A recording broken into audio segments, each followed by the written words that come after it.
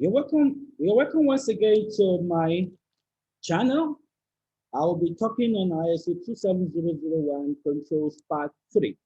We've looked at Part 1 and Part 2 in earlier videos. So today I want to explore the Part 3 of the video. So ISO 27001 has a section called Annex A with 114 controls. And you are expected while implementing ISO 27001 to determine the controls that are relevant to the organization you are implementing for in a statement of applicability. So today we want to look at another set of controls, starting with A.11 physical and environmental security. Okay, in many instances, businesses place a lot of focus on logical security while ignoring physical security. You can have the best of network security, the best of database security, but if those information assets are not physically secured, then the whole effort will still be in vain. Okay, you have hackers that physically target servers, mobile devices, laptops, getting missing in organizations. So you don't want this to happen to you. So A.11.1 secure areas. The objective is to prevent or authorize physical access, damage, and interference with the organization's information and information processing facilities. I was very impressed one day when I went to university in Nigeria, a private university, and I was escorted literally from the gate to the place I was going, to their reception. Then from the reception again, I was escorted again to the HOD's office. Wow, I said, this is what I read in my sister manual, sister review manual. And that is best practice when it comes to physical security. So you don't underestimate what can go wrong through the physical perimeter. Right, so A.11.1.1 physical security perimeter. Security perimeter shall be defined and used to protect areas that contain either sensitive or critical information and information processing facilities. So the use of fences, the use of trapdoors, security guards. So we need to be able to know our perimeter and physically secure it, determines what comes in, and also monitor what goes out of the premises. A.11.1.2 Physical entry control. Secure areas shall be protected by appropriate entry controls to ensure that only authorized personnel are allowed access. Best practice. Everybody entering your company should have an ID card, either you are the employee ID card, or a visitor ID card, or a contractor ID card, so that you'll be able to know, just at a glance, the security person will be able to know who this person is. And of course, movement shall also be captured in a movement register so that we can be able to refer to that in case there is an incident. Okay, A.11.1.3 Securing offices, rooms, and facilities. Physical security for offices, rooms, and facilities shall be designed and applied. So you want security also for especially restricted areas. So we need to secure our workers, our customers, our visitors. So we need to provide adequate security for offices and rooms. A.11.1.4 Protecting against external and environmental threats. Physical protection against natural disasters, malicious attacks, and or accidents shall be designed and applied. So HSC principles apply here, health safety and environment. So you need to be able to design a system to identify likely hazards in the workplace, occupational hazard, industrial accidents, and you need to protect people from such hazards and threats. Okay, so use of PPE in the personal protective gears and the rest. So that is also very, very important. Ensuring you have security guards that is always at alert, CCTV that is also monitored 247 to ensure the physical security of people in the workplace. A.11.1.5 Working in secure areas Procedures for working in secure areas shall be designed and applied. So you need to talk to security consultants internally and externally to ensure that the area is physically secured. A.11.1.6 Delivery and loading areas. Access points such as delivery and loading areas and other points where unauthorized persons will enter the premises shall be controlled and, if possible, isolated from information processing facilities to avoid unauthorized access. So you want to avoid a situation whereby people will have an excuse to be there. So contractor workers, delivery people, and the rest, so they can use the opportunity to gain access to the main building. You don't want that to happen. Then A.11.2.1 Equipment siting and protection. Equipment shall be sited and protected to reduce the risk from environmental threats and hazards and opportunities for unauthorized access. For example, generators. The location of generators, you have to be very careful the way you site it. The generators generate, they produce carbon monoxide. So the direction of the smoke has to be controlled. So if possible, you have to use advanced generators with advanced technologies. So what about even the noise pollution from generators? So you have generators too close to the workplace, and people are, they are disturbed by the high level of noise that is coming from the generator room. So you have to site equipment carefully using a risk-based approach. A.11.2.2 Supporting utilities. Equipment shall be protected from power failures and other disruptions caused by failures in supporting utilities. So of course, that means you need to have your dual power source, if possible. Okay, you have your generator as a standby, you have UPS, you have inverter, you have a solar farm, and the rest, then anti-surge protection and the rest. So A.11.2.3 cabling security. Power and telecommunications cable carrying data or supporting information service shall be protected from interception, interference, or damage. So you can use conduits. You don't want wires scattered all over the data center, right? So you can use conduit to make it neat, so avoid people tripping over.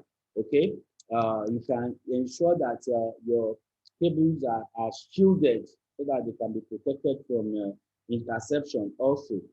Then A.11.2.4 equipment maintenance. Equipment shall be correctly maintained to ensure its continued availability and integrity. So you need to have a schedule for your maintenance. So that is advised or recommended by the vendor that supplied the equipment. And of course, if maintenance is getting out of hand, that may be a sign that this equipment is also getting old and you need to change it. Okay, A.11.2.5 Removal of assets. Equipment, information, or software shall not be taken off site without prior authorization. So movement register, movement authorization. Before you can move an equipment, you must get the appropriate authorization. A.11.2.6 Security of equipment and assets off premises. There is always a risk that off-premises security will be less, will be less adequate compared to on-site. So we have to take that into cognizance and not go lax. So security shall be applied to off-site assets, taking into account the different risks of working outside the organization's premises. A.11.2.7 Secure disposal or the use of equipment. All items of equipment containing storage media shall be verified to ensure that any sensitive data and licensed software has been removed.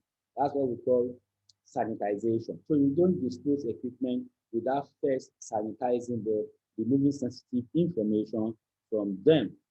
Okay, A.11.2.8 Unattended user equipment. Users shall ensure that unattended equipment has appropriate protection. For example, I'm not using my computer and they have logged in. Okay, there should be a desktop lock policy. After 5 minutes or so, the system should lock itself. So whoever will use that system after, we need to type in a user ID and password. That is very, very important. And there are some organizations, their systems are also physically, locked, to the table. So you will need a key, okay, like a pin, before you can remove that equipment from that table. Clear desk and clear screen policy. A clear desk policy for papers and removable solid media and a clear scheme policy for information processing facilities shall be adopted. So you don't want disorder everywhere on the tables of the employee. Okay, then so that's that on equipment security. So we look at A.12, which is operations security. Very, very important. A.12.1 operational procedures and responsibilities. Objective here is to ensure correct and secure operations of information processing facilities. A.12.1.1 documented operating procedures. Very important. If you have gone through capability maturity model, define stage. So you start from initial or ad hoc. From initial or ad hoc, you move to repeatable. From repeatable, you move to define. Define means you have detailed documentation. And it's a sign of maturity of the organization, the sign of maturity of process. So we expect operating procedures to be documented and made available to users. Then A.12.1.2 change management. This is very, very critical, and it has triggered so many consequences in organization. Change of software, we are doing cut over, maintenances, change of configuration, patch management. So you have so many changes that are going on in an organization on regular basis. Changes are not avoidable, we agree, but there must be what controlled changes in IT. If you don't have controlled changes, it means that you have created the vulnerabilities that insiders most likely are going to exploit against the organization. So all change should be documented, all change should be tested, all change should be approved. A.12.1.3 capacity management. The use of resources shall be monitored, tuned, and projections made of future capacity requirements to ensure the acquired system performance. I remember some years ago, I was using a particular banking application, and when it's around 1 p.m. when everybody has logged on, maybe you just went out and you came back, and you just log in, the system will say maximum number of users exceeded. Wow. What was that telling you? Capacity management. The capacity of the system has been exceeded by the current number of employees. So somebody dropped the ball there. So you don't want that to happen. So you want to watch the number of users that can be supported by applications. You want to watch, bandwidth consumption in the application, in the organization. You want to watch storage capacity utilization in the organization. So all these are very, very important. All right. A.12.1.4 separation of development, testing, and operational environment. So test environment should be separated from the production environment for obvious reasons. So you want to reduce the risk of unauthorized access or changes to the live environment without authorization. A.12.2.1 controls against malware. So you need to have a system that will help you to prevent. So security awareness training, use of antivirus, and so on, firewalls, okay, anti-phishing technologies, and so on. Then IDS, intrusion detection system, okay, and of course you need to have a good incident management and business continuity plan. Okay, so all these are there to ensure that you can survive and any incidents that have to do with malware that is launched against the organization.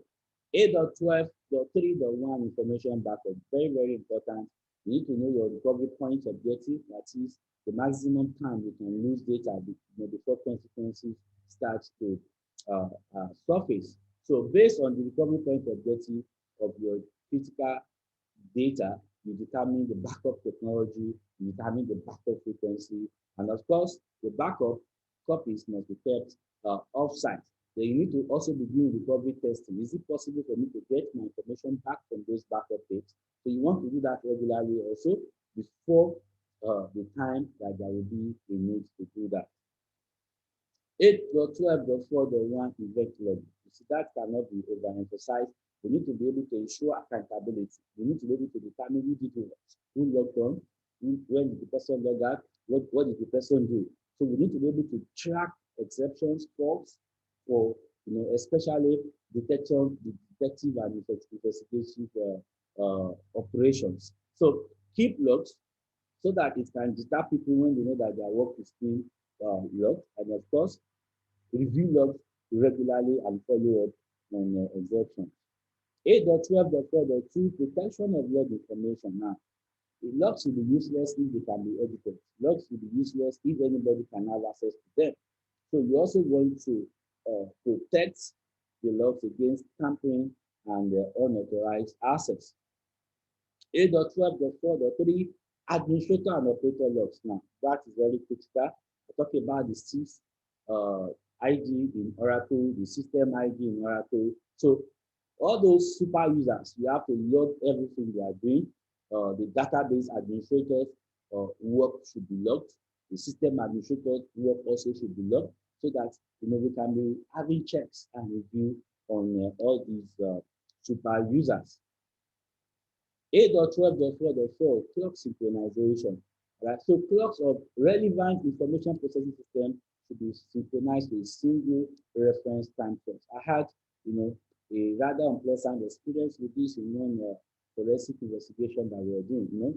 I was a fraud, but we discovered as we were investigating that clocks were not synchronized, and it added to part of the challenges that we faced in that particular audit. So encourage the use of NTP, Network Time Protocol, to synchronize time in the network.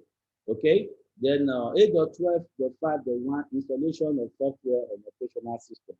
Mature processes, mature organizations, you can't just download just anything from the internet on your system.